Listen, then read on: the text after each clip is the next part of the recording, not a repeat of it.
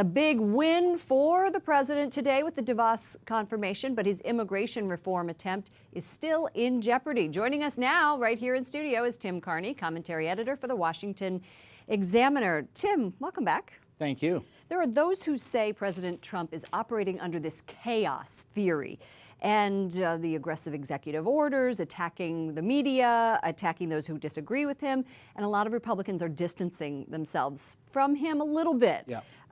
Is this effective? Is this theory, is this way of acting effective, or is it really just chaos? I think to a large extent it is chaos, but you do see one of the effects is that it's harder for his critics to train on one particular target. Just now, training on DeVos, as they did this week, was the first time that they really were able to grasp onto one single thing. The press, the critics in the press, the critics in the Democratic Party have been shooting all over the place. I don't think that this is some three-dimensional chess, but the effect of chaos does create problems on both sides. On both sides. The battle over President Trump's travel ban, we are watching this unfold in the federal appeals court.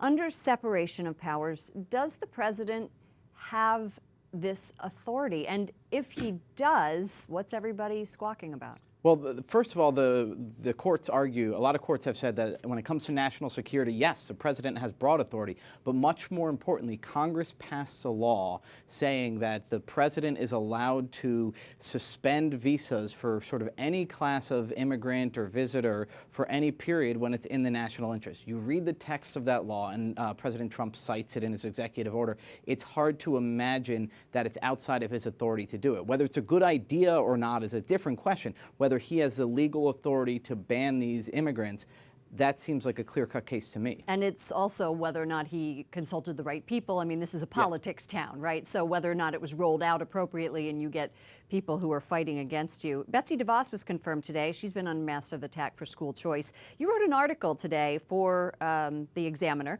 calling out Democrat Senator Chris Murphy from Connecticut. And it says right here on the title, "White guy from wealthy suburban high school comes out against school choice."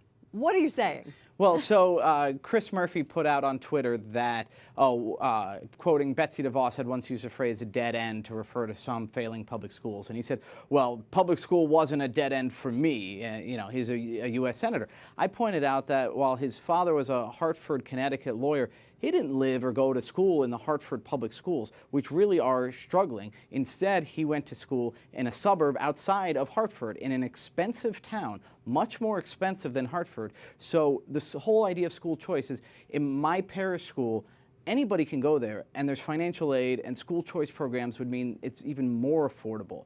But nobody can go to Chris Murphy's public school unless you're making a lot of money. They can afford to buy a house there. Excellent. Excellent point. Tim Carney, thank you so much, commentary editor for the Washington Examiner.